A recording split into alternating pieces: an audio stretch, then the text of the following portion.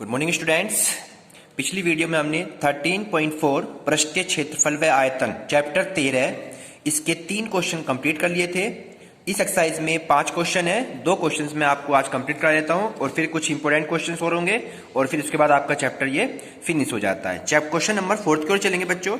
Question number 4 दे रखा है, धातु की एक चादर से बना और ऊपर से खुला एक बर्तन शंकु के एक छिन्नक के आकार का है, जिसकी ऊंचाई 16 सेंटीमीटर है और निचले और ऊपरी सिरे की त्रिज्याएं क्रमशः 8 और 20 सेंटीमीटर है।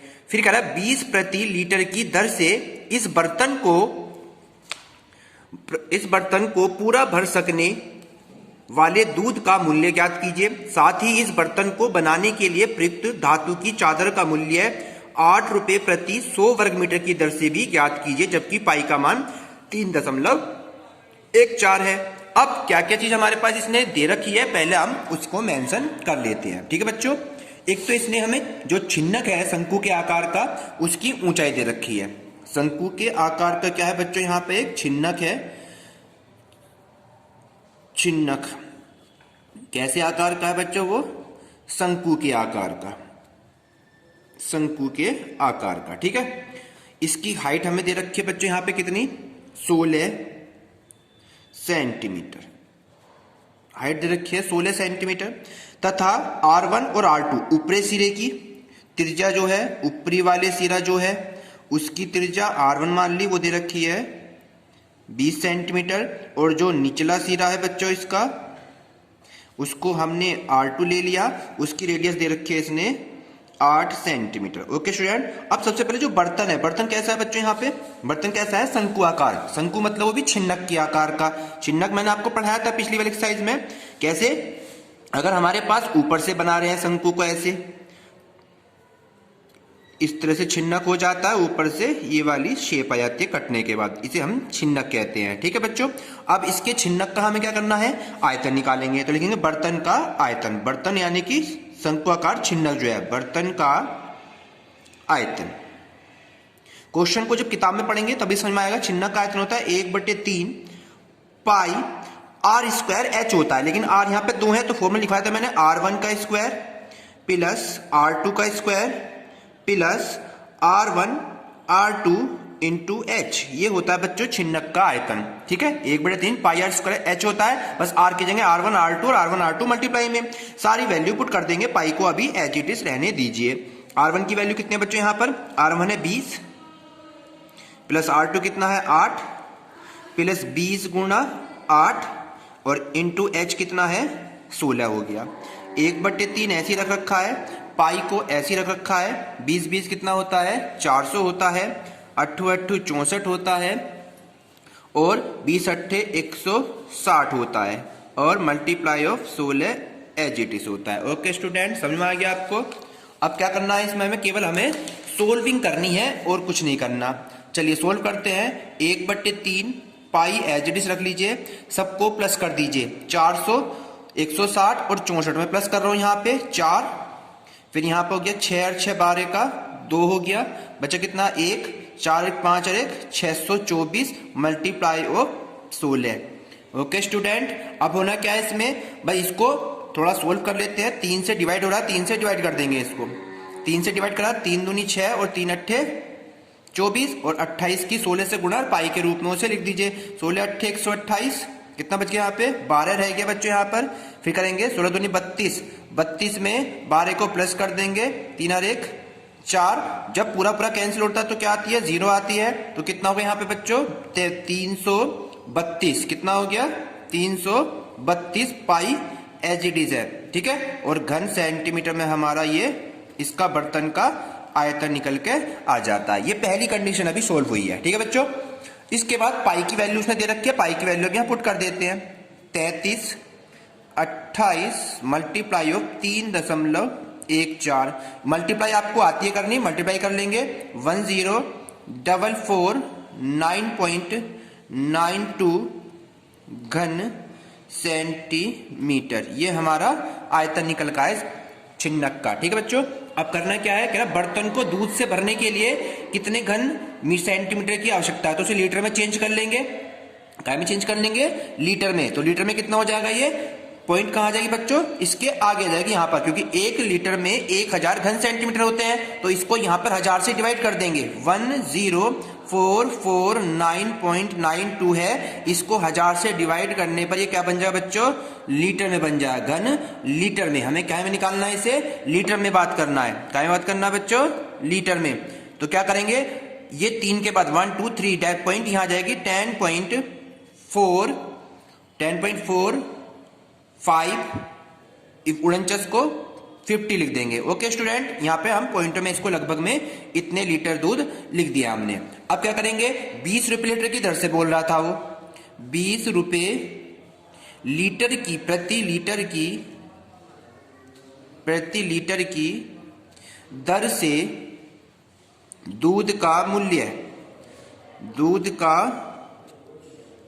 मूल्य है। तो इसकी 20 से क्या करेंगे बच्चों, मल्टीप्लाई कर देंगे। 20 से क्या कर देंगे, इसकी मल्टीप्लाई कर देंगे। 10.45 जीरो कोई मतलब नहीं होता है, तो 20 की मल्टीप्लाई कर रहा हूं, इस पूरे की 2 से मल्टीप्लाई कर दो, जीरो इसके आगे लगा देते हैं। ये तो होना है आपका, कितना जाएगा 209 रुपए, 209 रुपए आपका उस दूध का मूल्य हो गया। अब कह रहा बर्तन को बनाने में उसके कितनी चादर प्रयुक्त हो रही है, तो बर्तन के आधार का क्षेत्रफल निकाल देंगे पहले।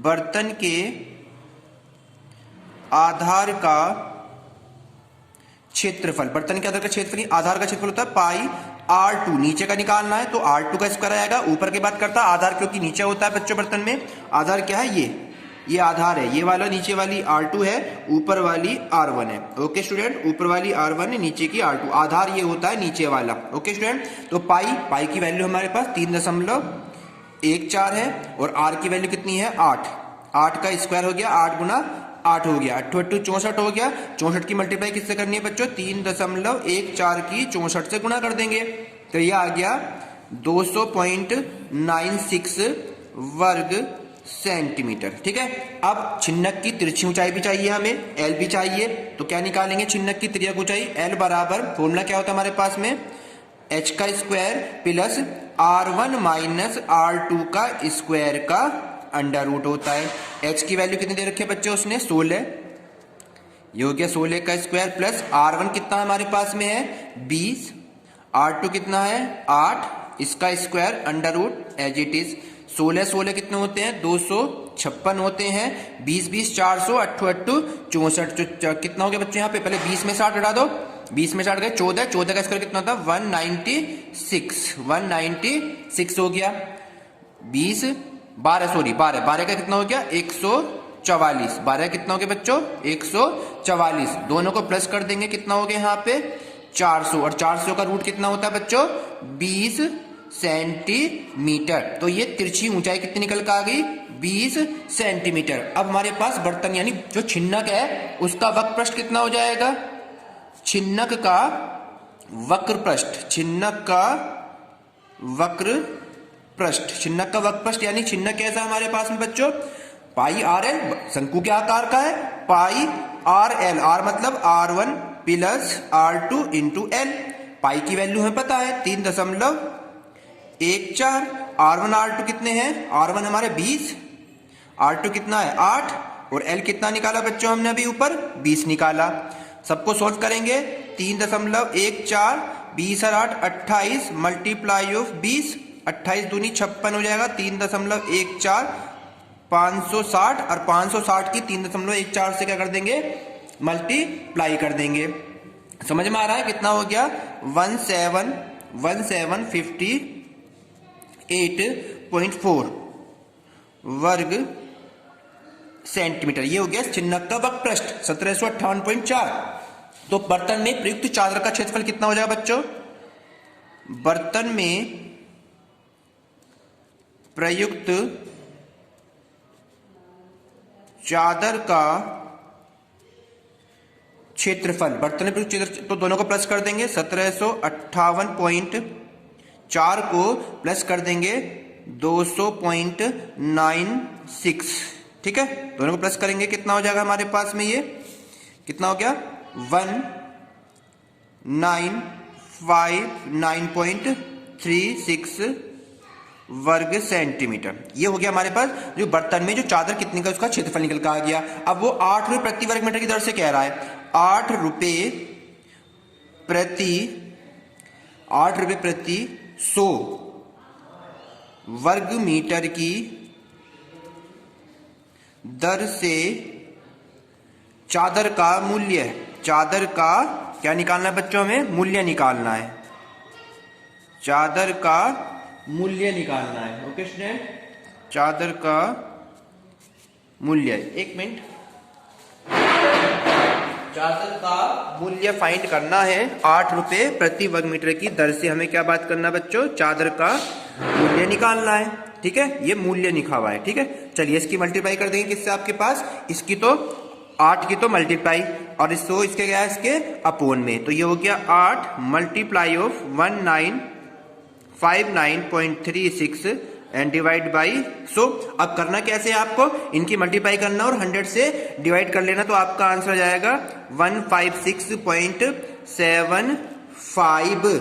समझ में बच्चों, इतने रुपए आपके आंसर हो जाता है। तो इस तरह से इस क्वेश्चन को करेंगे, थोड़ा लेंथी क्वेश्चन था, बड़े ध्यान से इस क्वेश्चन को बच्चों करोगे। अब हम आपको इसका नेक्स्ट क्वेश्चन की ओर चलते हैं। ठीक है, नेक्स्ट क्वेश्चन में चलेंगे। अब क्वेश्चन नंबर 5 देखते हैं। क्वेश्चन नंबर 5 आपका किताब में दे रखा है, थोड़ा सा लेंथी क्वेश्चन है।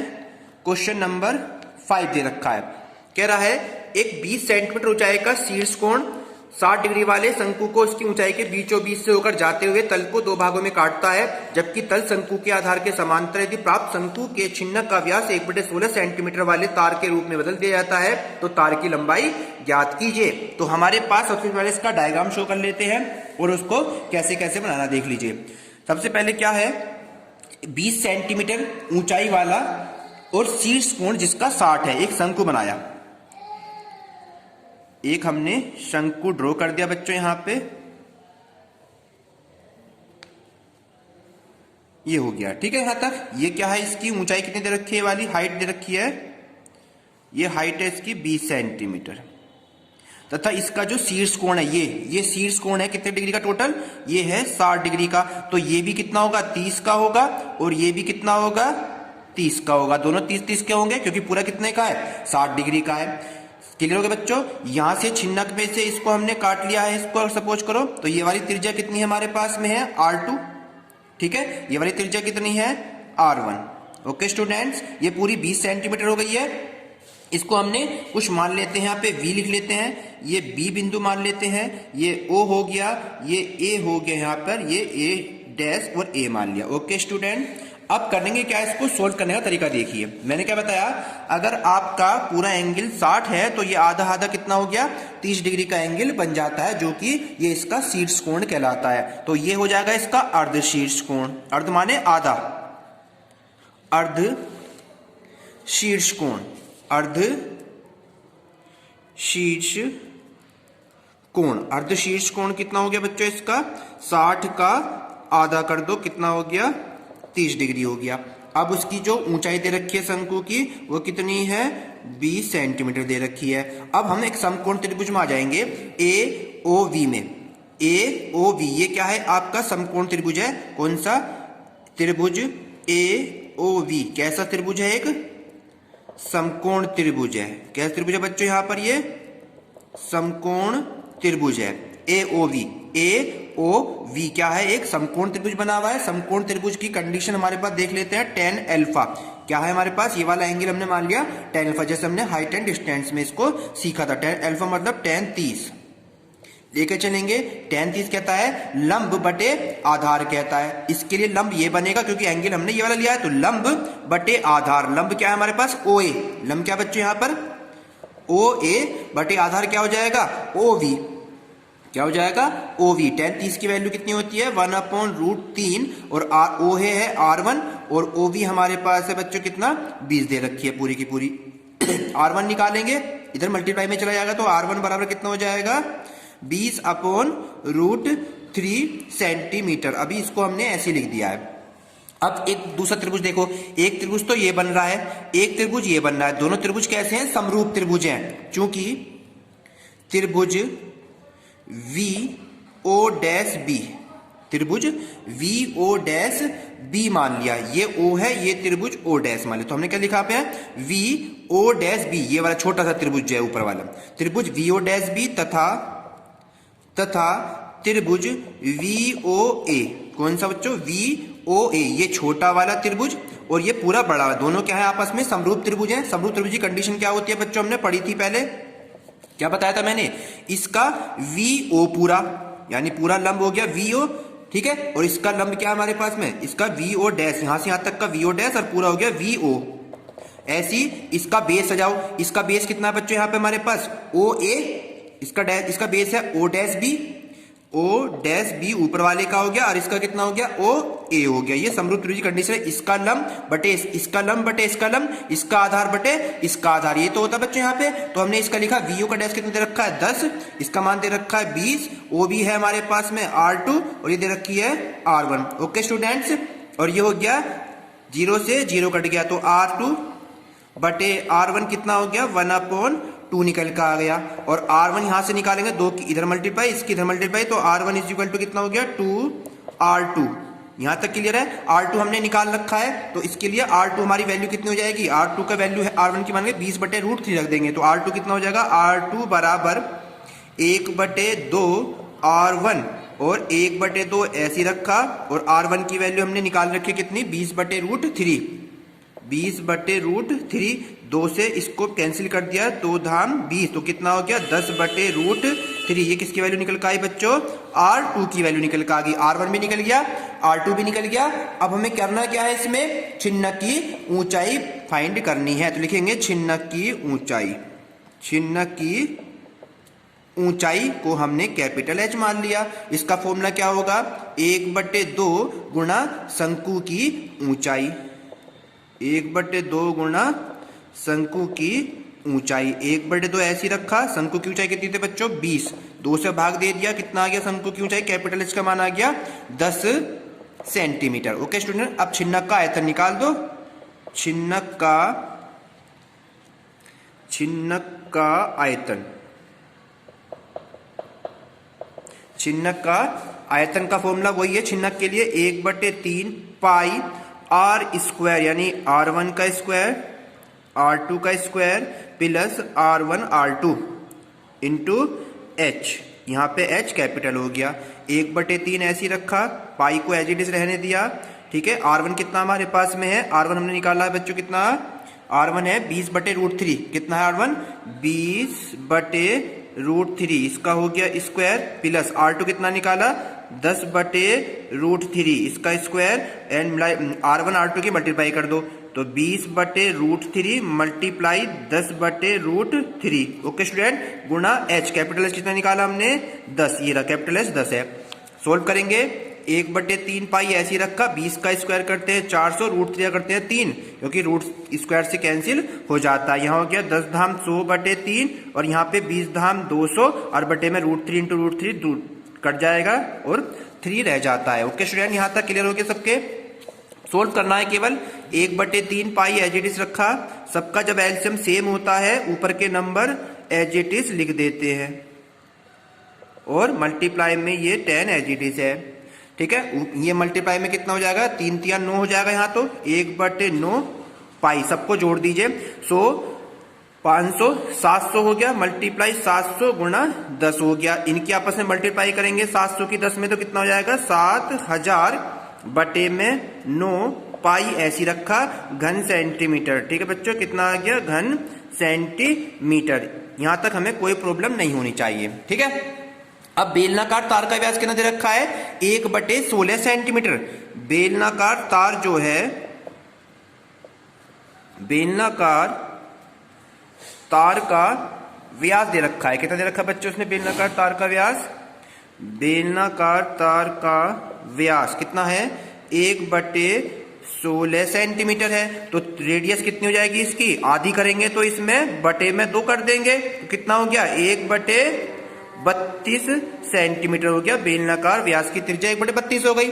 अब मान लिया उसको तार खींचने की लंबाई हमने L मान ली, तो तार का आयतन क्या लिख लेंगे, तार कैसे होता है बेलनाकार, तार का आयतन क्या हो जाएगा, तार का आयतन पाई आर स्क्वायर एच होता है बेलन का आयतन, तो यहाँ हो जाएगा पाई आर स्क्वायर एल, क्योंकि एल हमने इसकी लंबाई मान ली है। पाई को पाई रहने दीजिए, आर का मान निकला 1/32, 1/32 गुणा 1/32 और गुणा एल को अभी हम एल रहने देंगे। ठीक है बच्चों, यहाँ पर समझ में आए सबके। अब करना क्या है, मल्टीप्लाई, पाई को पाई रहने दीजिए और 32 की 32 में गुणा करते हैं तो 1024 आता है, और एल लंबाई में एचडी से इतने घन सेंटीमीटर, ये भी बेलन का आयतन हो गया तार का। दोनों के आयतन को बराबर रख देंगे, एल की वैल्यू निकल कर आ जाएगी। यही इतना आंसर था इसमें। अब क्या करेंगे, दोनों के आयतन को बराबर रख रहे हैं, दोनों के आयतन को क्या रख देंगे बच्चों, यहाँ पे हम बराबर रख देंगे। तो पहला आयतन जो था इसका पाई बटे 1024 एल, और दूसरा आयतन निकाला हमने 7000 बटे 9 इंटू पाई, यही था दोनों के आयतन। दोनों को बराबर रख के यहाँ से एल निकालनी थी लंबाई तार की, तो क्या करेंगे, पाई से पाई कैंसिल आउट हो गया, पाई से पाई कट गया। अब क्या होगा यहाँ पे हमारे पास में एल का मान निकाला, 1024 मल्टीप्लाई में जाएगा इसके, 1024 काय में जाएगा बच्चों, इसकी मल्टीप्लाई में चला जाएगा। ओके स्टूडेंट, क्लियर हो गया आपके। सेंटीमीटर दे रखा होगा, मीटर में बनाएंगे बाद में उसे। तो यहाँ हो गया 7000 गुणा 1024 बटे में 9 ऐसी है। अब इसे हम क्या कर रहे हैं, ये अभी तक कहाँ है में बच्चों, सेंटीमीटर में है, इसे हमें मीटर में बदलना है। तो 100 से क्या कर देते हैं, इसको भाग दे देते हैं, क्या कर देते हैं, 100 से इसको भाग दे देंगे तो ये काय में बन गया मीटर में। 2 जीरो से 2 जीरो कट गई, ऊपर आपका कितना रह गया, 70 गुणा 1024 बटे 9 रह जाता है। अब थोड़ा सोल्व करने वाली बात है, ऊपर की मल्टीप्लाई कर दो, 1024 की 70 से गुणा करेंगे, जीरो लगा के 7 का पढ़ा पढ़ दीजिए, 7168 71680 बटे 9। अब 9 से इसको क्या करना है, ये निकल का आया 71680 बटे में 9, और 9 से इसको डिवाइड कर दीजिए, कितना आ गया हमारे पास में, 7 सत्ते 49, 7 अट्ठे 56, 9 सत्ते 63, 9 सत्ते 63 हो गया, 7964.4 मीटर। तो ये हो गई तार की लंबाई इतने मीटर। इस तरीके से क्वेश्चन आपके 2 कंप्लीट, यानी आपका आज ये चैप्टर कंप्लीट हो जाता है। कल मैं आपको नेक्स्ट चैप्टर कराऊंगा, इसे कंप्लीट कर ले और सारे फॉर्मूले याद कर ले। Thank you.